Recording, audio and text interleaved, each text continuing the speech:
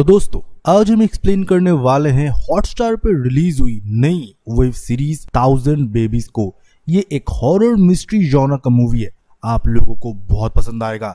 जगह जगह पे थ्रिल सस्पेंस आपको फील होगा। तो वीडियो को लाइक कर दीजिए और कुर्सी की पेटी बांध लीजिए। एक्सप्लेनेशन शुरू होने वाला है। मूवी के शुरुआत में हमको 2010 में मुंडक्कयम कोट्टायम का सीन दिखाया जाता है, जहां पर एकदम हम सुबह सुबह देखते हैं कि पेपर वाले को जो कि जंगल के बीचों बीच एक घर में पेपर देने के लिए आया होता है। वो पेपर घर में फेंकने के बाद लौटने ही वाला था, उसे सीढ़ी सरकने की आवाज आता है और जब वो घर के अंदर झांकता है वो देखता है एक बूढ़ी औरत जो कि दिखने में बहुत डरावनी लग रही थी, वो एक सीढ़ी को एक कमरे की तरफ खिसक रही थी। ये देखने के बाद ये आदमी बहुत घबरा जाता है और उसी टाइम में वो बूढ़ी औरत उसकी तरफ देखता है और वो जल्द से जल्द उधर से गाड़ी लेके भाग जाता है। फिर हम उस बूढ़ी औरत को देखते हैं जो कि कमरे के अंदर जाती है। जिस कमरे के दीवार में कुछ न कुछ तो लिखा हुआ होता है, वो उस सीढ़ी के ऊपर जाके बैठ जाती है और अपने पैर को हिलाती रहती है। दिखने में बहुत ही डरावना लग रहा था ये सिनेरियो। फिर उसी दिन सुबह हमको दिखाया जाता है एक आदमी पेड़ के पल्प से रस निकाल रहा होता है। तभी उस घर के अंदर से एक चीखने की आवाज आता है। वो सुनने के बाद डर जाता है और ये बोलता है कि बुढ़िया ने फिर से डरा दिया। और हम देखते हैं कुछ बच्चों को जो कि उस जंगल में ही हाइड एंड सीक खेल रहे होते हैं। वो बच्चे हाइड एंड सीक खेल रहे होते हैं, उनमें से एक बच्चा उस घर की तरफ देख रहा होता है और तब हम देखते हैं उस बूढ़ी औरत को जो कि टाइपराइटर साफ कर रही होती है। फिर इस बूढ़ी औरत की नजर उन बच्चों पे जाती है। उसे देखते ही सारे बच्चे भागने लगते हैं और बूढ़ी औरत फिर चेक करने के लिए जाती है जंगल में। चेक करने के बाद जब वो लौटती है तब मानो एक अलौकिक चीज उसके आसपास होता है और पूरे जंगल में मानो कुछ थमसा गया है और अचानक से हवाएं चलने लगते हैं। और जब वो बूढ़ी औरत मुड़ के देखती है वो ये नोटिस करती है पूरे जंगल में छोटे छोटे बच्चों के झूले, जिसके अंदर बच्चे भी थे, वो झूल रहे होते हैं और बहुत भयानक सा बच्चे के रोने की आवाज उसे आ रहा है। वो अपने दोनों कान को बंद कर लेती है और जोर जोर से चीखने लगती है और सब कुछ चुप करने के लिए बोलती है। फिर हम देखते हैं उस बूढ़ी औरत के लड़के को। वो अपने बेटे से बोलती है कि मुझे मार्कर लेके दो, मेरे मार्कर बिल्कुल खत्म हो चुके हैं। उसका बेटा तब बोलता है मैं अभी ठीक करके देता हूँ माँ, और रात में जब मैं मार्केट जाऊंगा तब मैं ले आऊंगा। वो अपने माँ के मार्कर को ठीक करके देता है और ये बोलता है रात में जब मैं बाहर जाऊंगा मैं आपके लिए पूरा खाना बना के रखूंगा, आप खाना खा लीजिएगा। ये अपने माँ का बहुत ख्याल रखता है, माँ का हर बात वो सुनता है और माँ को पूरा टेक केयर करता है। मार्कर ठीक करने के बाद वो अपने माँ को मार्कर दे देता है। उसकी माँ अपने कमरे में जाती है और जाने के बाद हम देखते हैं दीवार में वो कुछ नोट्स बनाती है और हर एक नोट्स में किसी का नाम, एज, साल लिख के एक एक करके बॉक्स बना के वो रखी हुई है। इसी के साथ हम दीवार में ये भी नोटिस करते हैं बहुत सारे लोगों के नाम पूरे दीवार में लिखा हुआ था। फिर हमको दिखाया जाता है कि उसका लड़का एक ब्लड सेंटर में काम किया करता है, जहाँ पर लेबोरेटरी में लोगों के ब्लड कलेक्ट करता है और उसके डिजीज वगैरह वो डॉक्टर से प्रिस्क्राइब करके उनको बता देता है। फिर हमको दिखाया जाता है उस दिन रात में उसकी माँ कमरे में अकेली थी। लड़का तो बाहर चला गया था। अब वो लौटते टाइम मार्कर हर एक दुकान में ढूंढता है पर मार्कर उसे नहीं मिलता। फिर वो ऐसे ही खाली याद घर आ जाता है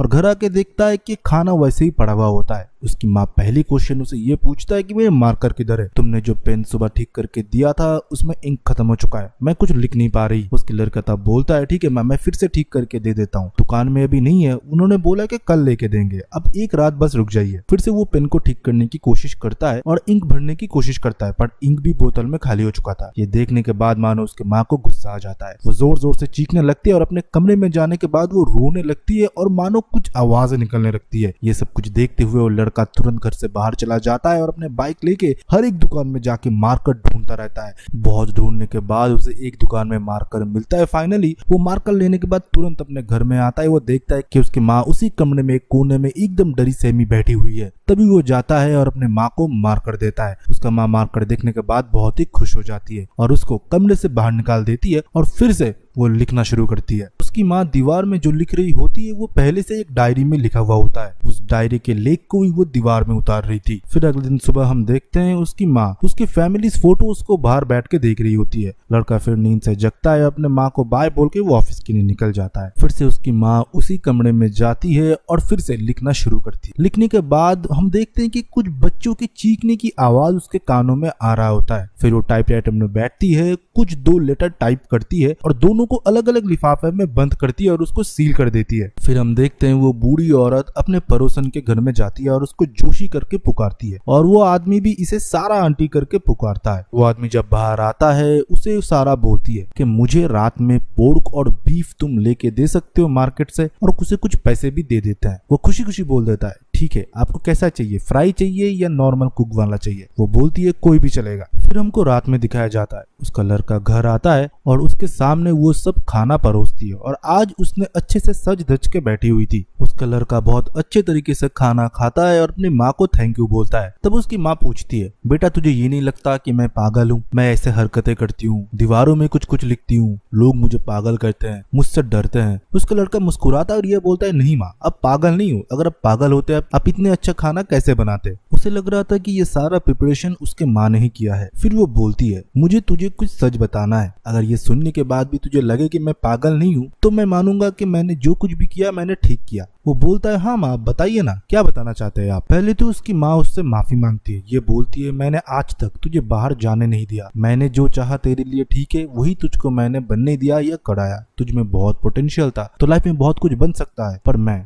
चाहती कि तुम मेरे साथ हमेशा रहे। तब उसका लड़का बोलता है माँ ये सब रहने दो ना, मैंने तो ये लाइफ को मान लिया है और आपके साथ मैं बहुत खुश हूँ। फिर उसकी माँ बोलना शुरू करती है और जब वो बोलना शुरू करती है और अपने कानों में वो हाथ देती है मानो सब कुछ थमसा गया था। उसके लड़के के आंखों की पुतलियां धीरे धीरे बड़े होने लगे थे। वो मानो सुन के शौक था और सुन हो चुका था, वो कुछ बोल नहीं पा रहा था पर एक के बाद एक वर्ड सारा बोले जा रही थी। ये सुनने के बाद उसका लड़का पागल हो जाता है। वो सीधा उस कमरे की तरफ भागता है जिस कमरे में उसके माँ ने हर दीवार में कुछ न कुछ लिख के रखा था। उसमें से मानो वो कुछ तो ढूंढ रहा होता है और फाइनली उसे कुछ मिल जाता है। मिलने के बाद वो रोता रहता है, इतना बिलखता रहता है आप इमेजिन भी नहीं कर पाओगे। फिर भागते हुए वो कमरे पे आता है और अपने माँ को जोर से टेबल पे हिट करता है और उसके माँ नीचे गिर जाता है और उनके माथे से खून निकल रहा था और फिर भी वो हंस रही होती है मानो किसी भयानक चुड़ैल की तरह। फिर हम उसके लड़के को देखते हैं। अपने माँ को उधर गिराने के बाद वो जाता है अपने माँ के कमरे में। कमरे में जाने के बाद उधर से कुछ बुक्स और नोट्स वो उठा लेता है। फिर सीधा हम देखते हैं उसके माँ को जो कि आईसीयू में भर्ती हुई थी। उसके सर में पट्टी बंधे हुए थे और डॉक्टर उनसे पूछ रहे थे कि आपको कैसा फील हो रहा है, आपको कुछ चाहिए? तब डॉक्टर से वो दो मांग करते हैं कि मुझे एक लॉयर चाहिए और एक पुलिस इंस्पेक्टर जो कि हमारे क्षेत्र का हो। मैं उन दोनों को 2 लेटर्स देना चाहती हूँ जो कि हाईली कॉन्फिडेंशियल है और मैं उन्हें ही देना चाहती हूँ। फिर हम देखते हैं डॉक्टर उनके कहे मुताबिक एक लॉयर और एक इंस्पेक्टर को बुलाते हैं और ये बोलते हैं ये बहुत स्ट्रॉन्ग केस है और वुमेन भी बहुत स्ट्रॉन्ग है, इसलिए मैंने सोचा हो सकता है कुछ कॉन्फिडेंशियल आपको बताना चाहे, इसलिए मैंने आप लोगों को बुला लिया। फिर वो दोनों मिलते हैं सारा से और सारा मिलने के बाद बोलती है कि मैं सीढ़ी से गिर गई थी इसलिए मुझे चोट आ गया, पर मैं चाहता हूँ ये 2 लेटर्स आपके पास रहे। लॉयर को जो लेटर वो देती है ये बोलती है ये मजिस्ट्रेट तक आप पहुंचाएंगे और दूसरा लेटर वो इंस्पेक्टर को देते हैं। फिर वो दोनों उधर से बाहर निकल जाते हैं। जोशी ने ही उसको भर्ती किया था तो जोशी से वो लोग पूछताछ करते हैं कि घर में इनके कौन कौन है। जोशी बोलता है पति से ये बहुत टाइम से अलग रह रही है, सिर्फ उनका एक लड़का रह रहा है पर उनका लड़का अभी मिसिंग है। फिर हम देखते हैं पुलिस इंस्पेक्टर थाने लौटते टाइम उस लेटर को गाड़ी में ही पढ़ता है और पढ़ने के बाद मानो वो भी शॉक हो जाता है। थाने के अंदर जाके वो स्मोक करता रहता है और अपने हायर अथॉरिटी के ऑफिसर से वो मिलता है और फिर हायर अथॉरिटी के ऑफिसर को वो उस लेटर को देता है और वो पढ़ने के बाद भी ये शॉक हो जाता है। फिर वो ऑफिसर बोलता है सारा उसे हॉस्पिटल में नर्स हुआ करती थी। फिर उसके बाद सारा कहानी उसे बताता है। हायर अथॉरिटी के ऑफिसर ये सुनने के बाद बोल देता है कि वो लेटर मजिस्ट्रेट तक ना पहुंचे, ये देखो। पर तब तक हम देखते हैं वो लॉयर जाता है और मजिस्ट्रेट को वो लेटर वो दे देता है। उतनी देर में ये 2 पुलिस ऑफिसर उधर जाते हैं और लॉयर चले जाने के बाद वो मजिस्ट्रेट से बात करते हैं और मजिस्ट्रेट जब वो लेटर को पढ़ते हैं ये तीनों को सिर्फ इस राज के बारे में पता था और ये तीनों बोलते हैं कि सर ये बाहर ना आए। तो वो बोलते हैं ठीक है आप लोग एक कमेटी गठन करो और इसके बारे में आप लोग तहकीकात करो, इसके बारे में आप पूछताछ करो, पर ये न्यूज अगर बाहर आया तो ये सिस्टम का फेलियर है और पूरा लॉ एंड ऑर्डर बिगड़ जाएगा हमारी जगह का। सिर्फ हमको तब यही पता चला है कि ये 2 लेटर सेम है, जो लॉयर को लिखे गए मतलब जो मजिस्ट्रेट के पास है और जो पुलिस के पास है। ये लेटर और कुछ भी नहीं, ये लेटर है एक कन्फेशन जो कि सारा की है। पर ये कन्फेशन पढ़ने के बाद पुलिस और मजिस्ट्रेट के पैरों तले जमीन खिसक चुका था, उनके माथे पे भी पसीना आ चुका था। फिर हम देखते हैं इंस्पेक्टर क्रॉस चेक करने के लिए सारा के घर में जाते हैं और घर में जाने के बाद वो सारा लिखा देखते हैं जो कि दीवार में लिखा हुआ है। फिर वो अपने सीनियर को फोन करके ये बोलता है सारा ने जो भी कन्फेशन में लिखा है वो सब कुछ सच है। फिर हमको दिखाया जाता है उससे 12 साल बाद की घटना जहाँ पर हम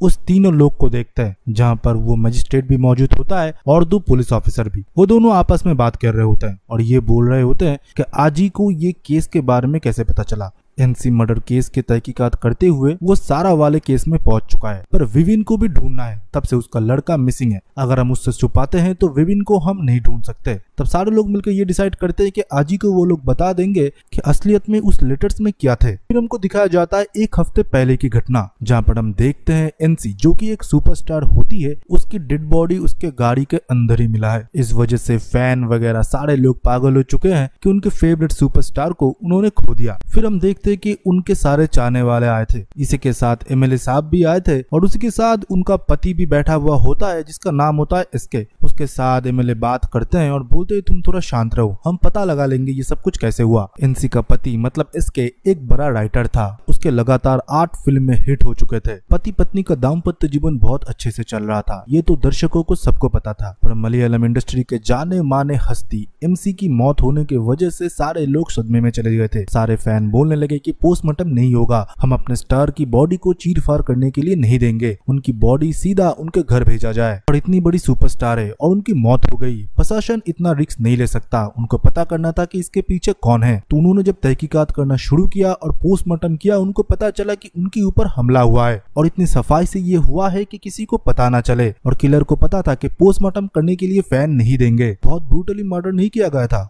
उसको एग्जैक्ट लोकेशन पता था कि हार्ट में किस जगह छेद करने से कितना खून निकलेगा और एनसी नहीं बचेगी। फिर हम देखते हैं कि इस केस को इंस्पेक्टर आजी को सौंप दिया जाता है और इस केस बहुत हाई प्रोफाइल है, इसलिए फॉरेंसिक टीम को भी बोला जाता है अच्छे से आप लोग पोस्टमार्टम करके हमको रिपोर्ट सबमिट करेंगे। फिर हम देखते हैं इंस्पेक्टर आजी सबसे पूछताछ करते हैं, क्रू मेंबर से लेके प्रोड्यूसर तक, जिसके साथ लेटेस्ट काम कर रही होती है एनसी। पर कहीं पर भी कोई सुराग उनको नहीं मिल रहा था। पर फिर उसने बोला कि पहली बार किसने देखा था एनसी के बॉडी को। उससे भी पूछताछ करा जाता है और एनसी के मेकअप आर्टिस्ट को भी, क्योंकि यही सबसे करीब होती है एक आर्टिस्ट के। उससे जब पूछताछ करा जाता है वो तब बताती है कि उनके बीच और उनके पति के बीच बहुत टाइम से झगड़ा चल रहा था। मैं तब उनका मेकअप वगैरह करता था, इसलिए मुझे भी बाहर कर दिया जाता था। फिर भी मुझे कुछ कुछ पता चला, इसलिए मैं सर आपको बताई, पर मेरा नाम बाहर नहीं आना चाहिए क्योंकि मुझे भी इंडस्ट्री में काम करना है। फिर इंस्पेक्टर एमएलए साहब से भी पूछताछ करने के लिए जाते हैं और इसके बिहेवियर और उसके पत्नी के बिहेवियर के बारे में भी पूछते हैं। एमएलए साहब बोलते हैं मैं इन दोनों को करीब से जानता हूँ, पर एनसी थोड़ा नक्चरी किस्म की थी, उसको जल्दी गुस्सा आ जाता था और इसके का तब हिट चल रहा होता है और इसलिए वो भी थोड़ा बददिमाग हो चुका था। वो चाहता था कि नेक्स्ट उसके सारे मूवीज ही हिट हो, पर इंडस्ट्री में ऐसा होता नहीं। फिर पुलिस सीधा जाते हैं इसके के घर में और इसके से पूछताछ करना शुरू कर देते हैं और ये बोलते हैं तुम्हारे और तुम्हारे पत्नी के बीच जो झगड़ा हो रहा था ये हमको पता चल चुका है। इसके तब इस बात को नॉर्मल लेता है और बोलता है कौन से पति पत्नी में झगड़ा नहीं होते, और फिल्म इंडस्ट्री में तो और ज्यादा होते हैं। फिर हम देखते हैं और एक कांस्टेबल इंस्पेक्टर को बुलाता है और ये बोलता है कि इसके गाड़ी में हमको एक डमी बॉडी मिला है। वो एक प्लास्टिक का डॉल होता है जो कि एक लड़की का था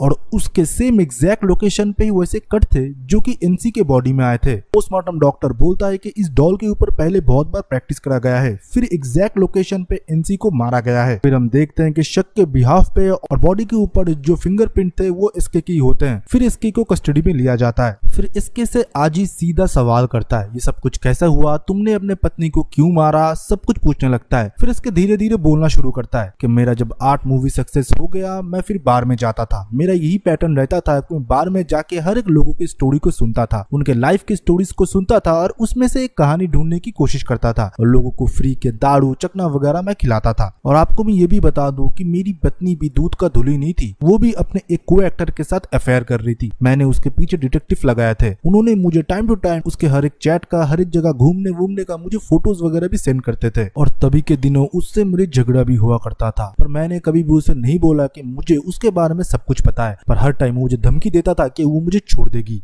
फिर एक दिन फिर से मैं पब पे गया और दारू वारू लोगों को पिलाने लगा और लोगों से कहानी सुनता गया। और उस दिन मुझे उधर एक जवान लड़का मिला जो कि खुद मुझे पहचान गया और आके मेरे फिल्म के नाम बोल के मेरा तारीफ करने लगा। उस लड़के का नाम विविन था और उस लड़के ने मुझे अपनी कहानी भी बताई जो कि मेरी कहानी की तरह कुछ सिमिलर ही थे और उसकी वाइफ भी उसे धोखा दे रही थी। उसने मुझे अपना पूरा प्लान बनाया कैसे वो अपने वाइफ को मारेगा। मुझे मानो उसके साथ बात करने में बहुत मजा भी आ रहा था और मुझे धीरे धीरे ये भी पता चला कि वो सच बोल रहा है, वो ये जरूर करेगा। और उसने मेरे लिए एक डॉल खरीदा और मुझे बताया कि इस लोकेशन पे एग्जैक्ट मारने से वो मर जाएगी। और मेरे दिमाग में भी मानो सर कोई जुनून छा गया। मैं भी उस डॉल के साथ प्रैक्टिस करता गया और मौका मिलते ही मैंने एनसी को उस गाड़ी के अंदर उसी तरह मौत दे दिया और गाड़ी से चुपचाप बाहर आ गया। फिर हम देखते ये वाला केस सॉल्व हो चुका है। इसके लिए आजी को बहुत अप्रिशिएशन भी मिला। फिर हम देखते एक लड़की को जो कि पुलिस स्टेशन में मिलने के लिए आई थी आजी से। इंस्पेक्टर से मिलने के बाद उसे कुछ पेपर कटिंग और एक लेटर वो थमा देते हैं और पूछने पे ये बताते हैं कि एक हफ्ते पहले ये मेरे पास कुरियर हुआ है।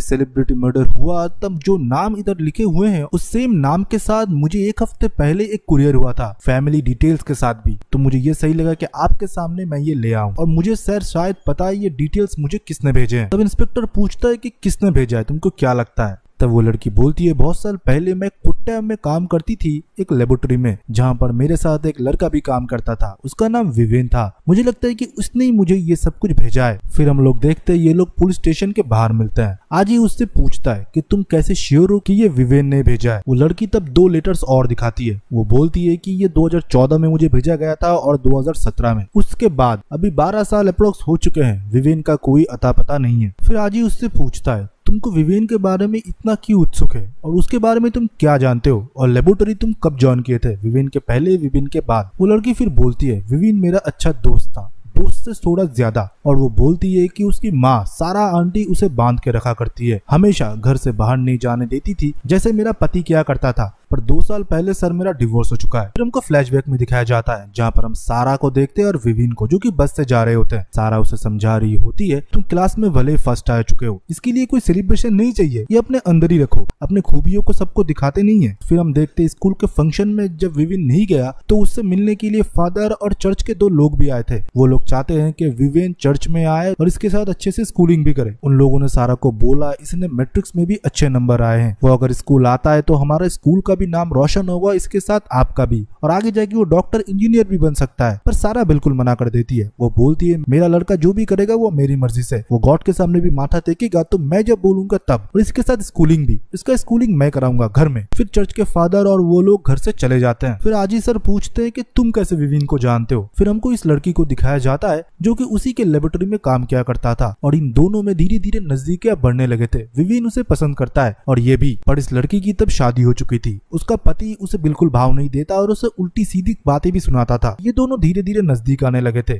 तब के टाइम में उन दोनों का खींचा हुआ एक फोटो भी इस लड़की के पास था जो कि इसने आजी सर को दिखाया। फिर पुलिस स्टेशन जाने के बाद आजी सर ने जब विवेन का फोटो दिखाया एसके को, वो बिल्कुल मना कर देता है कि ये फोटो वाला लड़का तो विवेन नहीं था, वो तो कोई दूसरा लड़का था। फिर आजी निकल जाता है कुछ टाइम में विवेन का पता लगाने के लिए। लोगों से पूछताछ करते हुए उसे मिल जाता है जोशी, जो कि विवेन का पड़ोसी हुआ करता था बहुत साल पहले। वो विवेन के घर तक लेके चला जाता है और ये बोलता है ये सारा आंटी का घर था और सारा आंटी के मौत के 3 साल बाद विवेन ने मुझे कांटेक्ट किया था इस घर को बेचने के लिए। मैंने जो दाम बोला उस दाम में ही उसने राजी कर दिया। आज ये घर मेरी वाइफ की है। उस घर के अंदर हम देखते हैं आजी जाता है वही कमरे में, पर उस कमरे में आज कलर हो चुका था। फिर भी हम देखते हैं उस कमरे में अभी भी निशानी था सारा के बने हुए हर एक नोट का। फिर उधर से आजी जाता है सीधा हॉस्पिटल। इस हॉस्पिटल में सारा को भर्ती करा गया था जब उसके सर में चोट लगा था। फिर उधर के डॉक्टर से उसे पता चला कि असलियत में तब हुआ क्या था। 2 लिफाफे का भी सच तब उसे पता लगता है। तो तब इन्वेस्टिगेशन पुलिस ऑफिसर कौन था उससे मिलने के लिए वो सीधा चला जाता है उधर पुलिस स्टेशन में। और पुलिस स्टेशन में जाने के बाद तब के इन्वेस्टिगेशन पुलिस ऑफिसर के साथ वो मिलता है और इस केस के बारे में वो पूछताछ करता है। तब वो पुलिस ऑफिसर भी सुनने के बाद शॉक हो जाता है और ये बोलता है कि तुम्हारे रिसेंट केस के बारे में मैंने सुना है, तुम एक काबिल पुलिस ऑफिसर हो, पर ये बात हम इधर नहीं कर सकते, हमको मिलना पड़ेगा। 2 दिन बाद मैं तुमको लोकेशन भेजता हूँ। फिर हमको वही जगह दिखाया जाता है जहाँ पर पहले बैठ के ये 3 लोग डिसाइड कर रहे थे कि आजी को सब कुछ बताया जाए या नहीं। और तब हम देखते कि आजी उधर आता है और तब उधर मैजिस्ट्रेट और 2 पुलिस ऑफिसर मौजूद थे जो कि सारा वाले केस के टाइम पे थे। फिर ये 3 मिलके उसको बताते हैं ये हम तीनों के बीच में इतने सालों तक दबा रहा, पर आज ये बात तुम्हें पता चलेगा क्योंकि तुमको विवेन को पकड़ना है। अगर हम उसको फिर इन लोगों में से एक इंस्पेक्टर उस कन्फेशन के बारे में बताते हैं जो कि सारा ने किया था। वो बोलता है एलपी पे बीच के पास में एक हॉस्पिटल है जो कि महिला और बच्चों के लिए है और उस हॉस्पिटल में सारा नर्स का काम किया करती थी 1980 से 1985 तक। और तब तक उस हॉस्पिटल में 1000 बच्चों की डिलीवरी हुई, पर सारा कोई नॉर्मल औरत नहीं थी, वो एक साइको औरत थी। वो जब बच्चों की डिलीवरी करती थी एक बच्चा दूसरे बच्चे से वो बदल देती थी, मतलब तुम्हारा बच्चा किसी और को और उसका बच्चा तुम्हें, और जब फैमिली वाले दूसरे बच्चे को देख के ये बोलते थे ये तो माँ पे गया है, ये तो बाप पे गया है, ये देखने के बाद वो मन ही मन हंसती थी और खुश होती थी। ये सब कुछ इसलिए करती थी कि वो बांझ थी, वो कभी माँ नहीं बन सकती थी, इसलिए वो ये सब कुछ करके खुद को सेटिस्फाई करती थी। उसका पति उसे छोड़ के चला गया था। तब आजी पूछता है उसका लड़का भी था ना एक विवेन करके। तब वो बोलता है वो लड़का उसका नहीं है। एक रात हॉस्पिटल में दूर से कुछ लोग आए, एक लड़की प्रेग्नेंट थी और नाजुक हालत था, डॉक्टर भी तब नहीं थे। उस लड़की की माँ उसे बोलने लगी ये बच्चा हमें नहीं चाहिए सिस्टर, इस बच्चे को आप गिरा दो,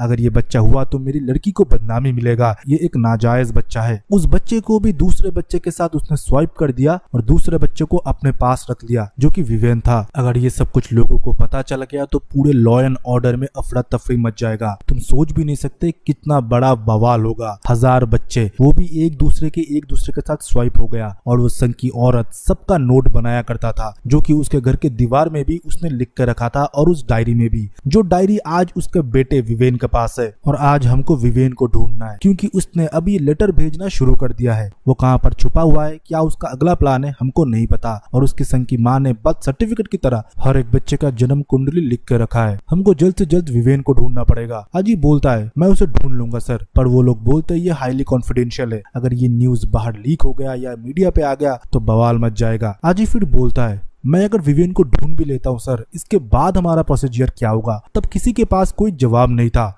फिर उधर से सीन शिफ्ट होता है और हमको आजी को दिखाया जाता है। आजी की वाइफ का आज डिलीवरी होने वाला है। पर ये बच्चे वाला केस सुनने के बाद उसे भी मानो डर लगने लगा था कि नर्स ने उसके बच्चे को भी अदला बदली कर तो नहीं दिया है ना, कोई भी घबरा जाएगा ये केस सुन के। फिर हम देखते हैं आजी के पास विनोद का कॉल होता है। विनोद और एक ऑफिसर होता है जो कि आजी से जूनियर होता है। डीवाईएसपी नवाज सर ने उसको असाइन किया है, मतलब आजी के साथ मिलके सिर्फ 2-3 लोग ही काम करेंगे इस केस के ऊपर और डिपार्टमेंट के बाहर ये केस जाए ना। फिर हम देखते हैं आजी को एक नया डिपार्टमेंट दिया जाता है जहाँ पर लोग तो काम कर रहे हैं पर किसी को कुछ भी नहीं पता इस केस के बारे में। ये सिर्फ असाइन करते हैं, लोगों को ढूंढने के लिए बोलते, डेटा शेयर करते, सिर्फ उतना ही होता है। सिर्फ कोर टीम मेंबर जहाँ पर विनोद होता है और एक ऑफिसर होता है और आजी खुद होता है, ये तीनों ही जानते हैं केस के बारे में। बाकी जो कोई भी इधर काम कर रहा है किसी को भी कानो कान भनक नहीं कि किस केस के ऊपर ये लोग काम कर रहे हैं। फिर ये लोग इस केस के ऊपर काम शुरू करते हैं। उनके पास जो भी लेटर्स थे, जो भी डेटा थे, जो कि सारा के डायरी में था, वो रूम का पूरा डेटा उन्होंने छानना शुरू किया। तभी विनोद बोलता है सर मैंने एक पैटर्न नोटिस किया इसमें। आपको पता होगा जो विवेन की गर्लफ्रेंड थी मतलब मर्लिन, उसके पास लेटर जाते थे और लेटर जाने के बाद ही उसको पता चलता था, जैसे एनसी वाले केस में उसने आपको लेटर दिया और उस लेटर के एक हफ्ते बाद ही एनसी की मौत हो गई। और जिस दिन एनसी की बर्थडे था पर उसके पति इसके ने मना कर दिया कि वो ये विवेन नहीं है। फिलहाल हमारे पास और एक डेटा है जो कि वो खुद है, मतलब विवेन के असली माँ बाप का डेटा है। अगर हम उन तक पहुंचेंगे जरूर विवेन का कोई ना कोई क्लू हमको मिल सकता है। फिर जब वो डेटा में देखते हैं तो उसके माँ बाप 2 स्कूल मास्टर थे और आजी बिल्कुल एश्योर था कि वो अपने असली माँ बाप से जरूर मिलने की कोशिश करेगा। सारा के लिखे हुए एड्रेस में वो लोग जाते हैं पर वो लोग उधर नहीं थे, वो लोग शिफ्ट हो चुके थे बेंगलुरु में। फिर वो लोग बेंगलुरु वाले एड्रेस में जाते हैं और उधर जाने के बाद वो लोग उनसे बातचीत करते हैं ये बोल के कि हम लोग आपके स्कूल में पढ़ते थे और एक एक करके उनके पेट से बात उगलवाने लगते हैं। फिर वो लोग बातों बातों में उनकी बेटी की बात छेड़ते हैं और बोलते हैं उसकी शादी हो गई। तब उसका पापा मोहन वो बोलते हैं कि नहीं उसकी शादी नहीं हुई, वो जिंदा ही नहीं है। 31 साल की उम्र में वो हम लोगों को छोड़ के चली गई। और पूछने पे ये पता चलता है कि उसका हार्ट अटैक हुआ था। और ज्यादा कुछ जब मोहन सर नहीं बोलते वो सीधा जाते हैं नियरेस्ट पुलिस स्टेशन। उधर जाने के बाद वो सब कुछ पता करते हैं। तब उनको पता चलता है कि ड्रग ओवरडोज के वजह से वो लड़की मारी गई थी और रेनू का ड्रग लिया करती थी। रेनू का ड्रग इतनी लेती थी उसका ओवरडोज होने की वजह से मारी जा चुकी थी और पेरेंट्स स्कूल मास्टर थे तो बदनामी ना हो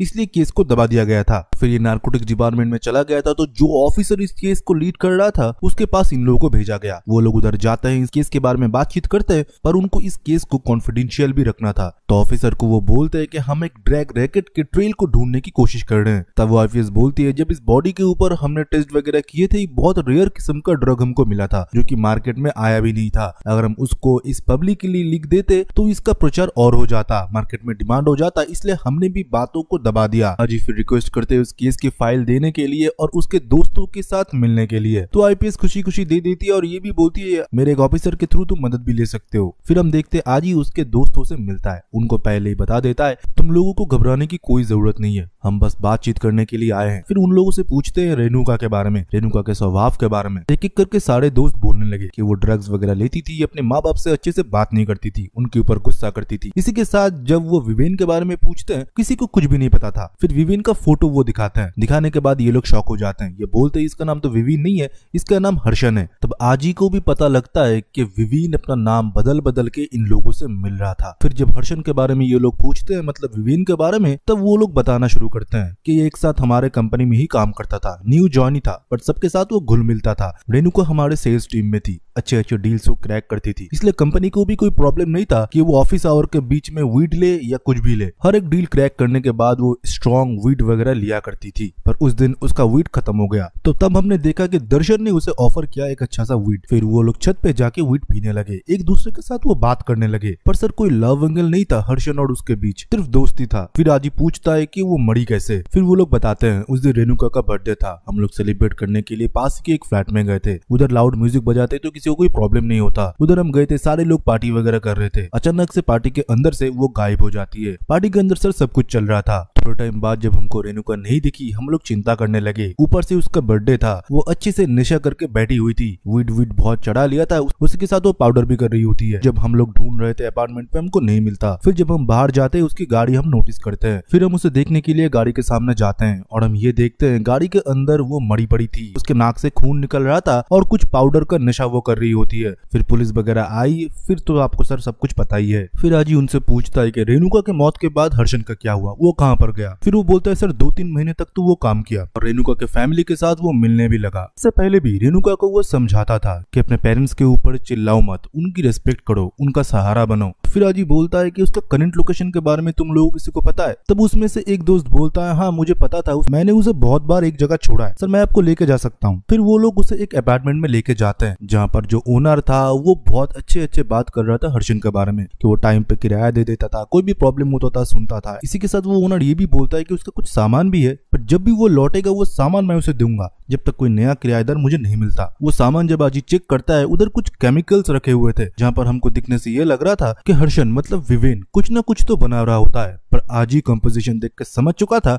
कि इससे ड्रग्स बनाए जाते हैं। और विवेन रेणुका के माँ बाप से इसलिए अच्छे से बात करता था, उनकी इज्जत करता था क्योंकि वो उसके असली माँ बाप थे। फिर उधर से सारे एविडेंस का फोटो वगैरह खींचने के बाद जब ये लोग लौट रहे होते हैं, आजी फिर अपने ऑफिसर्स को बोलते हैं इस केस के तह तक हमको जाना पड़ेगा, तभी हम विवेन के बारे में जान पाएंगे कि वो अभी कहाँ पर है और उसका नेक्स्ट टारगेट कौन है या नेक्स्ट टारगेट कोई हो चुका है। ये बात तो बिल्कुल कंफर्म है कि उसने ही रेणुका को मारा है और माँ बाप वाला एंगल तो तुम लोगों को पहले से ही पता है। फिर हम देखते हैं वो लोग फिर से ऑफिस जाते हैं और वो मर्लिन वाले लेटर्स को वो लोग देखना शुरू करते हैं, जहाँ पर उनको 2 लेटर्स और मिलते हैं, जहाँ पर एक लेटर्स में लिखा हुआ था देवन का नाम, जो कि एक पॉलिटिशियन था जो कि सुसाइड करके मर चुका है और जो कि जिसके साथ बदला है उसका नाम सुनील होता है। आजी बोलता है हमको देवन के बारे में पता लगाने से पहले हमको सुनील के बारे में पता लगाना पड़ेगा कि वो कैसा स्वभाव का था। देवन की मौत ऐसे ही नहीं हुई, वो पॉलिटिक्स हार चुका था, वो चरमपंथी नेता था। उसके पापा ने राजनीति में पकड़ बनाने के लिए अपने बेटे का इस्तेमाल किया, बेटा भी भड़काऊ भाषण देने लगा, देखते देखते वो पॉपुलर होने लगा यूथ के बीच में। और उसकी मौत तब हुई जब उसका पॉलिटिकल करियर एक रात में एक वीडियो की वजह से खत्म हो गया। उसको मटन खाते हुए किसी ने वीडियो बना लिया जो कि उसके रिलीजियन में बिल्कुल मना था। वो वीडियो रातों रात वायरल हो गया और यूथ के बीच में बहुत शेयर हुआ। इसकी वजह से उसका वोट परसेंटेज कम हो गया और देखते देखते डिप्रेशन में एक दिन उसकी लाश मिली उसकी गाड़ी के ऊपर ओवर ड्रिंकिंग की वजह से। तो पहले हमको सुनील से मिलना पड़ेगा कि सुनील किस स्वभाव का था। फिर वो लोग सारा के उस एड्रेस से सुनील के घर तक पहुंच जाते हैं और सुनील उनको एक दुकान में मिल जाता है। सुनील से फिर वो पूछताछ करते हैं विवेन के बारे में, पर विवेन के बारे में तो उसे कुछ पता ही नहीं। पर जब विवेन का फोटो उसे दिखाया जाता है वो पहचान जाता है। वो बोलता है इसका नाम विवेन नहीं है, ये तो मेरा दोस्त है, और अपने फैमिली के साथ भी उसका फोटो दिखाता है। फिर बोलता है कैसे उसका दोस्त बनाई है। फिर हमको दिखाया जाता है कि मटन शॉप में वो मटन काट रहा होता है, उसके पापा उसके ऊपर बहुत अत्याचार करते हैं और बहुत भला बुरा बोलते हैं और विवेन दूर से सब कुछ देख रहा होता है। और विवेन के आंखों में सर देखने से मुझे ये लग रहा था कि वो मेरे लिए बहुत दुखी है।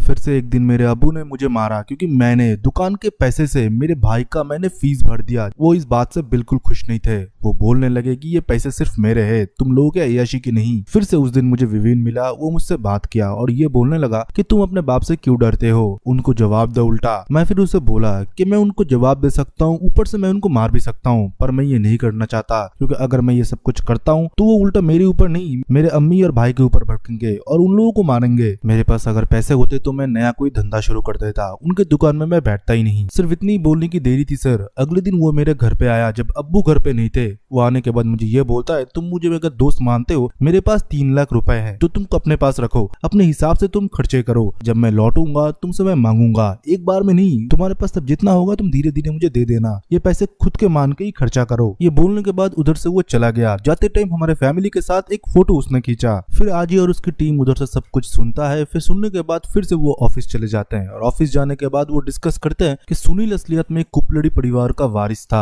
जिसके पास बहुत पैसे थे, और आज वो जिस परिवार में थे उसके पास उतने पैसे नहीं थे और इसके साथ उनके ऊपर टॉर्चर भी होता था। इसलिए हो सकता है विविन ने उनको पैसा दे दिया। सारा के ये सब कुछ करने की वजह से देवन और सुनील एक दूसरे से बदल गए। अब हमको देवन के सर्कल में घुसना पड़ेगा कि उसके साथ एग्जैक्टली क्या हुआ था। फिर हम लोग देखते हैं वो लोग सीधा चले जाते हैं देवन के फादर से मिलने के लिए। देवन के फादर अभी एक लाइब्रेरी में काम करते हैं। उन्होंने पॉलिटिक्स से संन्यास ले लिया। उनसे बात करने के बाद उनको पता चलता है कि देवन तो पहले ही हाथ से निकल चुका था, वो पॉलिटिक्स में बहुत आगे बढ़ना चाहता था। फिर उसके फादर से देवन का सहायक मतलब राइट हैंड का उनको पता मिलता है। उनसे मिलने के लिए आजी और उसकी टीम चले जाते हैं। फिर हम देखते हैं उससे मिलने के बाद पूछताछ करते हैं। वो बोलते हैं देवन मेरे भाई जैसे थे। जब आजी विवेन के बारे में पूछते उसको कुछ भी नहीं पता था। फिर से विवेन ने अपना नाम बदल दिया। जब फोटो दिखाया वो तुरंत पहचान गया। वो बोलने लगा ये तो रायसेमिली और उनके परिवार थे। उसने सुनील के परिवार को अपना परिवार बताया जब लास्ट टाइम फोटो उसने खींचा था। फिर हमको फ्लैशबैक दिखाया जाता है जहाँ पर हम देवन को देखते हैं जो कि भड़काऊ भाषण दे रहा होता है और उसका खास आदमी मतलब ये दोस्त उसके साथ ही होता है। वो पूरा मैनेजमेंट कर रहा होता है। भाषण खत्म होने के बाद उनके पास एक फोन आता है। जो फोन सुनने के बाद देवन उसके लोगों के साथ एक लोकेशन पे जाते हैं जहाँ पर जाने के बाद हम लोग देखते 2 लड़कों को उन्होंने मार के बिठा के रखे थे और 2 लड़कियों को उन्होंने ठेके पे बिठा के रखे थे।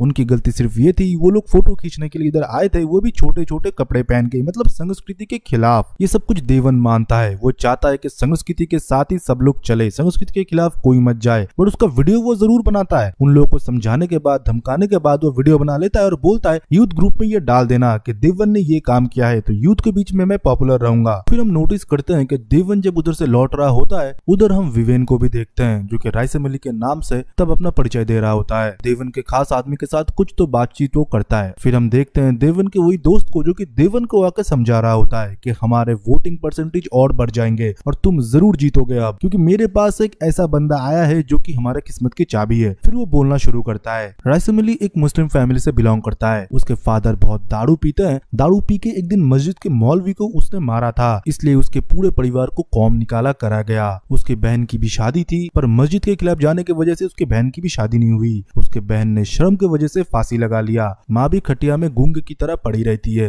वो सब कुछ होने के बाद उसके बाप का भी कोई अता पता नहीं। अब वो चाहता है कि धर्म परिवर्तन करे। देवन भाई आप समझ सकते हो अगर ये सब कुछ भाषण उसने स्टेज पे दिया और ये बोला कि देवन की वजह से मैं अपना धर्म परिवर्तन कर रहा हूँ, देवन के भाषण की वजह से, और देवन ने जैसे हमारे संस्कृति को बचाने के लिए जो कुछ भी किया इसलिए मैं धर्म परिवर्तन कर रहा हूँ, तो यूथ में कितना अच्छा मोटिवेशन जाएगा, अब जरूर जीतोगे। देवन को लगा कि उसको जैकपॉट लग चुका है। फिर रायसेमिली को बुलाता है मतलब विवेन को बुलाने के बाद फिर से वो ब्रेन वॉश करता है कि मैं तुम्हारे साथ हूँ, मैं तुम्हारा भाई हूँ, अब से तुम मेरे साथ रहोगे, धर्म परिवर्तन करने के बाद तुम्हारा लाइफ पूरा चेंज कर दूंगा वगैरह वगैरह, जो नेता लोग करते भी है। फिर हम देखते हैं रायसेमिली मतलब विवेन उसके साथ रहा करता था। सारे काम में इधर उधर वो घूमा करता था और ये बात पार्टी में किसी के कान में ना जाए ये खास इंस्ट्रक्शन था। फिर हमको दिखाया जाता है कि देवन के गेस्ट हाउस के पीछे जंगल एरिया में पार्टी चल रहा होता है। जिस दिन देवन का बर्थडे होता है सारे उसके कार्यकर्ता खाना वाना खा रहे होते हैं। देवन ने बोलता है कि आने वाले दिन आप लोगों के लिए बहुत सुनहरे होने वाले हैं क्योंकि आपके लीडर अब नेता बनने वाले हैं, आप लोगों को एक चिंता नहीं है। इसके साथ थोड़ा भाषण देते हैं, अपने लोगों को मोटिवेट करते हैं। फिर रायसेमिली के साथ और अपने दोस्त के साथ वो कमरे के अंदर चले जाते हैं। रायसेमिली को तो आपने साथ नहीं रखना था, मतलब विवेन को, क्योंकि वो उसका हुक्म का इक्का था। देवन अपने दोस्त के साथ सब कुछ डिस्कस कर रहा होता है कि उसके बर्थडे के लिए वो लोग पेड़ पौधे लगाएंगे, क्या कुछ करेंगे, स्कूल में जाके खाना वाना बांटेंगे, सब कुछ बातचीत चल रहा होता है। और देवन तब बहुत पिया हुआ भी होता है। तब देवन बोलता है अरे कुछ खाने के लिए ले आओ, नशा थोड़ा चढ़ रहा है। तब उसका दोस्त रायसेमिली को बोलता है देवन भाई के लिए खाने के लिए सामान लाओ। फिर हम देखते हैं कि छोटे से हॉट पॉट के अंदर उसको मटन दिया जाता है जो कि उसके धर्म में और उसके पार्टी में बिल्कुल निषेध था। फिर भी देवन वो बहुत खूबी से खाता है और कोई ना कोई तो इसका वीडियो बना रहा होता है। अगले दिन सुबह जब वो पेड़ पौधे लगाने के लिए जा रहे होते हैं तभी ये वीडियो पूरे ग्रुप में पूरे सोशल मीडिया में वायरल हो जाता है। और उस कमरे के अंदर 3 लोग थे।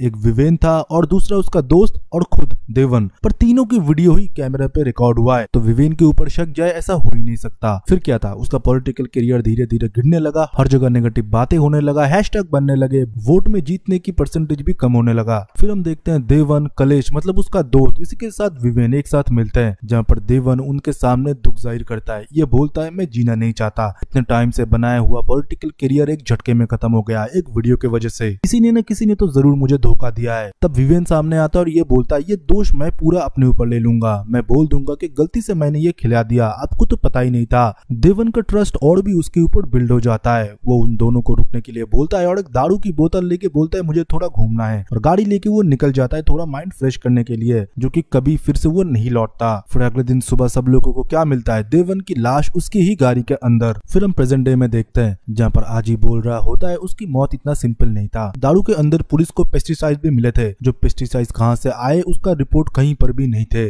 उसको विवेन ने ही मारा है। तब वो ऑफिसर बोलता है सर कैसे हो सकता है, क्योंकि वो तो कलेश के साथ ही था। तभी आजी बोलता है ये एक आदमी नहीं है, ये विवेन सिर्फ नहीं है, शायद उसके कोई मदद कर रहा है। फिर से हम आजी और उसके टीम को देखते हैं जो कि एसके से मिलने के लिए गया था। वो उसको बाहर बुलाते हैं और कैमरा के सामने बोलते हैं तुम्हारे फोन में कुछ अननोन नंबर से मैसेज आए थे कि तुम्हारी पत्नी किसी न किसी के साथ लव अफेयर में, उसके फोटोज चैट्स भी हमको मिले हैं। फिर हमको फ्लैशबैक दिखाया जाता है, इसके के पास वो लव चैट मैसेजेस जब आए थे इसके को इनसिक्योरिटी होने लगा था। वो अपने पत्नी की फोन भी चेक करने के लिए जाता है पर वो पासवर्ड प्रोटेक्टेड था। उसका पत्नी उसे पकड़ लेता है, पकड़ लेने के बाद उसे अनाप शनाप बोलती है, इसी के साथ उसे नामर्द भी बोलती है कि अपने पत्नी के ऊपर तुम्हारा इतना भी ट्रस्ट नहीं कि उसका फोन तुम चेक कर रहे हो। दूसरी जगह इसके ये भी बोलता है विवेन ने मुझे बोला मेरी भी पत्नी ऐसे ही करी करती थी, मुझे भी चीट करती थी, उसके लिए मौत ही एक सजा है। मेरे माइंड में मानो सर ये बात चलने लगा था। वो बर्थडे के टाइम भी मुझे ये बोलती थी मेरे बर्थडे के लिए कोई सेलिब्रेशन मत करो, मैं मेरे को एक्टर के साथ ही रात में डिनर करूंगी। वो मुझे भाव नहीं देती थी, अच्छे से बात नहीं करती थी। अब खुद ही सोचो, बाहर अगर इतना अच्छा अफेयर चल रहा हो, पति को थोड़ी ना कोई पसंद आता है, पति को तो वो नामर्दी बुलाएंगे ना। इसलिए सर मुझे जो ठीक लगा मैंने वही किया, उसके लिए उसको मरना था, मैंने मार दिया। फिर हम देखते हैं ये सारा कन्फेशन आज ही दिखा रहा होता है वो तीन लोगों को, जहाँ पर मैजिस्ट्रेट होते हैं और डीआईएसपी भी और वो हायर अथॉरिटी के ऑफिसर भी। उन तीनों को दिखाते हुए ये बोलते हैं सर आपको पता है ये जो मैसेजेस और जो फोटोज उसको मिले थे ये मॉर्फ करे हुए, मतलब ये फेक फोटोज और फेक मैसेजेस थे। विवेन को पता था कौन से मैसेजेस और फोटोज से इन दोनों के बीच में मिसकम्युनिकेशन क्रिएट करा जा सकता है। इस मिसकम्युनिकेशन क्रिएट करने की वजह से एक शक पैदा हुआ और शक की वजह से ये मर्डर भी हो गया। विवेन सर हमारे सोच से भी ज्यादा तेज है, वो लोगों के साइकोलॉजी के साथ भी अच्छा खासा खेल लेता है। फिर आज ही उन लोगों को रेणुका मोहन का भी केस दिखाते हैं। रेणुका मोहन के केस में भी वो जो ड्रग्स अपने घर में बनाता था वो ड्रग्स वो रेणुका को दिया करता था, पर ऑफिस में किसी को भी नहीं पता था। रेणुका भी बहुत नशा करती थी, इसलिए वो बात उसने भी सीक्रेट रखी, क्योंकि उसे नशा का आइटम मिल रहा था जो कि सिर्फ और सिर्फ विवेन के पास ही मौजूद था, और वो नशा का सामान वो खुद अपने घर के अंदर बनाता था। He is a genius man. और जिस दिन रेणुका मरी थी उस दिन भी उसने उसको पाउडर दिया था, और उस पाउडर के नशे की वजह से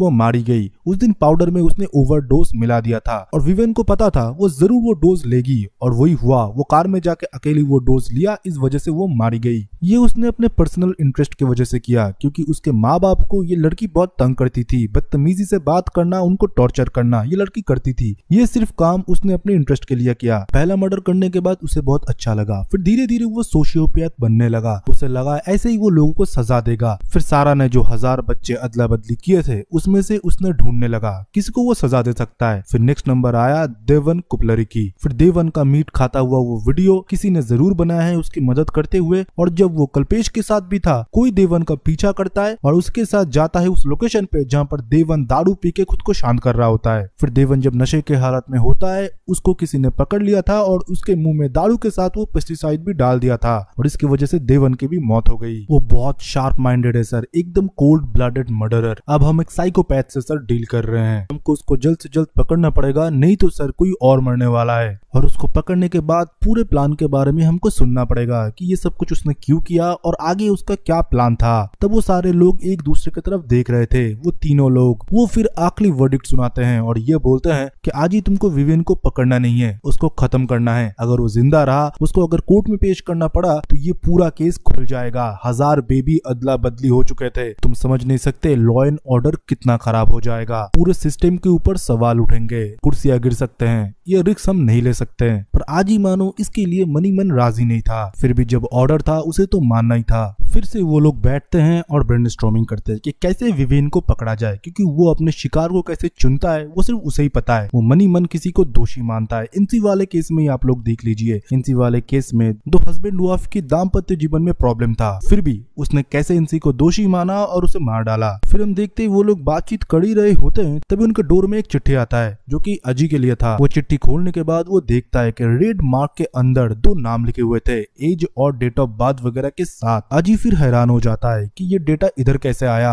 मतलब ये डेटा भेजा है विवेन ने, मतलब उसको इन्वेस्टिगेशन के बारे में सब कुछ पता है कि इन्वेस्टिगेशन चल रहा है। फिर वो अपने दोनों ऑफिसर को बोलता है ये बात बाहर कैसे लीक हुआ, उनके ऊपर चिल्लाता है, पर वो लोग बोल देते हैं सर हमको इस बारे में कुछ भी नहीं पता। तब अजी बोलता है ये हमसे 2 कदम आगे हैं, उसको पहले से सब कुछ पता है और वो अब हम लोगों को टारगेट दे रहा है कि इन दोनों में से किसी एक को वो जरूर मारेगा। तभी हम देखते हैं कि अजी के पास मर्लिन की तरफ से कॉल आता है। वो बोलता है विवेन ने मुझे और एक लेटर भेजा है जहाँ पर 2 लोग के नाम हैं। अजी फिर उससे मिलने के लिए चला जाता है और उससे पूछता है ये चिट्ठी तुमको कब रिसीव हुई। वो बोलती है कि मैं घर से बाहर गई थी 15 मिनट के लिए, तब मैंने देखा कि घर के सामने ये चिट्ठी रखा हुआ था। लेटर के अंदर देखते ही मैं समझ गई थी कि ये विवेन ने भेजा है। फिर साइड के कार वॉश वाले फैक्ट्री में वो लोग जाते हैं और उधर से अजी बोलता है मुझे सीसीटीवी देखना है। सीसीटीवी में वो देखता है एक ब्लू स्कूटी में कोई लाल हुडी पहना आदमी गाड़ी चला रहा होता है, पर उसका फेस कवर हुआ था। उसी के साथ वो इंटेलिजेंस टीम में भी देखने की कोशिश करता है कि किसने वो चिट्ठी उन तक पहुंचाई थी। उसने भी सेम कपड़े पहने हुए थे, मतलब वो कुरियर वाला जो कि हेडक्वार्टर में वो चिट्ठी लेके आया था। फिर मर्लिन से वो पूछते हैं कि ये क्या विवेन है, पर बॉडी लैंग्वेज से मर्लिन बोलता है नहीं ये विवेन नहीं है। देखते हैं कि मर्लिन के उधर से लौट आने के बाद वो डीआईएसपी से मिलते हैं और बोलते हैं सर हमारे पास 2 लेटर आए थे जो कि एक मर्लिन को मिला है और मुझे। एक का नाम सुनील और एक का नाम कलील जिब्राल। मैं चाहता हूँ इन दोनों को ही बचाना, मैं चाहता हूँ कि वो उन दोनों को कुछ भी ना कर पाए, नहीं तो हमारा फेलियर है। डीआईएसपी बोलता है ठीक है तुम जाओ और उसको रोकने की कोशिश करो,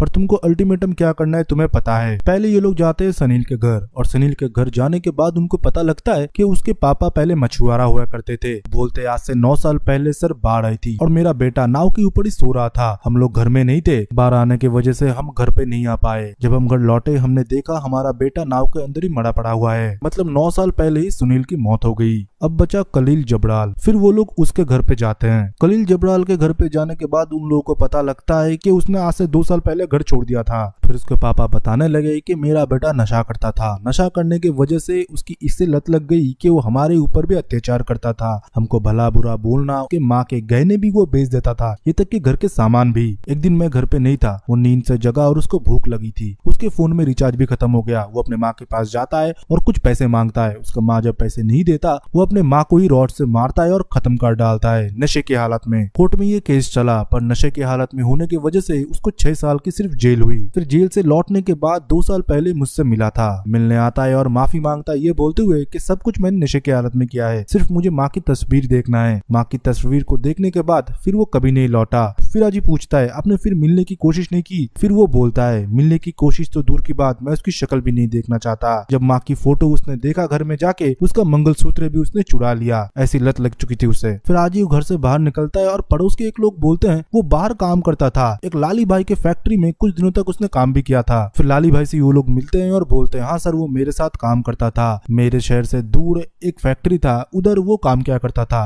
पर बाद में वो काम उसने छोड़ दिया। फिर उधर से एड्रेस लेने के बाद वो लोग फैक्ट्री के लिए निकल जाते हैं और बीच रास्ते से पुलिस ऑफिसर विनोद भी उन लोगों को ज्वाइन करता है। फिर वो लोग उस हार्डवेयर के शॉप में जाते हैं, उधर से कोशिश करते हैं कलील के एड्रेस लेने के लिए। तो कलील के एड्रेस उधर से उनको मिल जाता है, पर उस जगह पे जाने के बाद उनको ये पता चलता है कि उधर तो वो रहता ही नहीं, उधर बहुत टाइम से एक दूसरा फैमिली रह रहा है। पर वो बोलता है सर हमारे पास एक नोटिस आया था जो कि ज्वेलरी शॉप से है, उस नाम पे कलील का नाम लिखा हुआ है। फिर उस ज्वेलरी रिसिप्ट के फोन नंबर पे जब कॉल किया जाता है वो स्विच ऑफ बोलता है। फिर साइबर टीम में ये दिया जाता है और ये पता चलता है कि 2 दिन पहले एक गांव में वो नंबर एक्टिव हुआ था। फिर वो लोग उस गांव के लिए रवाना होते हैं। जब वो लोग गांव के लिए रवाना होते हैं तभी विनोद उन लोगों को 2 गन देते हैं, ये बोलते हुए कि डीआईएसपी सर ने दिया है। फिर वो लोग गांव के उस लोकेशन पे पहुंचते हैं जहाँ पर एक ढाबा होता है। यहाँ पर ढाबा का मालिक बोलता है हाँ सर ये फोन सर मेरे पास ही था, पर 2 दिन पहले एक आदमी इधर खा के गया था और ये बोलता है कि मेरे पास पैसा नहीं है, आप ये फोन रख लीजिए। 2 दिन तक ये फोन था। फिर मैंने सोचा फोन को ऑन करके जो कोई भी कॉल करेगा उससे पैसे मांग लूंगा और फोन दे दूंगा, पर सर मेरा एक हेल्पर उस आदमी से बात कर रहा था जो कि इस फोन को लेके आया था। फिर उस हेल्पर को वो लोग गाड़ी में बिठाते हैं और उससे उस आदमी का एड्रेस पूछते हैं, जो कि उस लड़के को पता भी होता है। रास्ते में आजी सबको समझा देते हैं कि हमको गोली नहीं चलाना, हमको उसको अरेस्ट करना है और सब कुछ आगे का पूछना है। पर ये बात मानो विनोद को उतना पसंद नहीं आया, पर वो सामने कुछ भी नहीं बोलता। फिर वो लोग उस लोकेशन पे पहुंचते हैं, जो कि बहुत ही सुनसान था। एकदम जंगल के बीचों बीच खाली एरिया में एक घर होता है। फिर घर के अंदर से और कोई नहीं, बाहर निकलता है विवेन। फिर विवेन मुस्कुराता है और बोलता है, सर आपने मुझे फाइनली ढूंढ ही लिया। फिर वो बोलने लगता है कि फ्लैशबैक में क्या हुआ था, उसकी माँ मतलब सारा ने उसे क्या बोला था, जो कि उसकी बायोलॉजिकल मदर भी नहीं थी। विवेन बोलता है, सर उस औरत को जिंदा रहने की कोई हक भी नहीं है, क्योंकि उसने इतना खराब किया है सबके साथ। और सर मैंने जिन लोगों को भी मारा है उनको जीने का भी कोई हक नहीं है। समाज का मैंने उद्धार ही किया है। उसको मानो कोई रिग्रेट नहीं था। उसने जो कुछ भी किया वो उस बात पे बहुत प्राउड था कि उसने ये सब कुछ किया है। आजी फिर बोलता है, इंटरोगेशन रूम में तुमको सब बताना पड़ेगा कि तुम्हारा आगे क्या सोचना था, और जो 1000 बच्चे अदले बदले हैं उनमें से कौन कौन तुम्हारा मदद कर रहा है, क्योंकि कोई ना कोई तो तुम्हारा जरूर मदद कर रहा है। उनमें से कौन कौन है ये मुझे जानना है। और विनोद को बोलता है, विनोद तुम जाके कमरा चेक करो। विनोद कमरा चेक करता है पर उसे कुछ मिलता नहीं है। और इधर हम देखते विवेन बोलता है, ठीक है सर आप मुझे अरेस्ट कर लीजिए, मैं कोर्ट में जाकर सब कुछ बोल लूंगा, पर सर मुझे नहीं लगता कि आप मुझे अरेस्ट कर पाएंगे। तभी हम देखते हैं कि विनोद गन निकाल लेता है और वो सीधा शूट कर देता है विवेन को। इस बात के ऊपर आजी को बहुत गुस्सा आता है, क्योंकि उसका ऑर्डर उसने नहीं माने। तब विनोद बोलता है, सर मैंने मेरा सुपीरियर का ऑर्डर माना, जो ठीक था वही मैंने किया। ये खबर कहीं भी बाहर नहीं लीक होना चाहिए, तो अफरा तफरी मच जाएगा। तब आजी बोलता है, तुम नहीं समझे, वो यही चाहता था। उसी की तरह कितने सोच विचार के लोग हैं हमको नहीं पता। उस 1000 बच्चों में से कितनों के साथ उसने कांटेक्ट किया, कितने लोग उसके साथ काम करते हैं हमको पता नहीं। जो लोग उसके सोच विचार में सहमति देते हैं वो लोग आज उनके साथ है। जिनकी परिवार अदला बदली हो चुका है, जो अपने करंट परिवार में खुश नहीं है, उनको बहला फुसला के वो अपने साथ कर लेता था। अब वो कौन लोग है हमको पता नहीं, सिर्फ विवेन को ही पता था, जो कि मास्टरमाइंड था, और उसको तुमने गोली मार दिया। फिर हमको दिखाया जाता है एसके के साथ जो विवेन मिला था उसको, जो कि वही बुक पढ़ रहा होता है और वही डायरी देख रहा होता है, जो कि असली वाले विवेन ने सारा के उस रूम से चुराया था। और उसी के साथ हम देखते हैं आजी के दूसरे एक ऑफिसर के पास भी एक मैसेज आता है, जहाँ पर कुछ तो लिखा हुआ होता है। वो फिर गाड़ी स्टॉप करता है और गन निकाल लेता है। और तभी हम देख पाते हैं सारा को फ्लैशबैक में, जिसके डायरी के ऊपर 1985 लिखा हुआ था, और वो अपने सीने के साथ उसको लगा के रखा था। अब पता नहीं कि इसके साथ इस इंस्पेक्टर का क्या कनेक्शन है। और बहुत सारे सवालों के साथ इस वेब सीरीज का हर एक एपिसोड का एक्सप्लेनेशन खत्म होता है। आई होप आपको स्टोरी पसंद आया हो। वीडियो को जरूर लाइक करें, चैनल को सब्सक्राइब करे बिना मत जाना।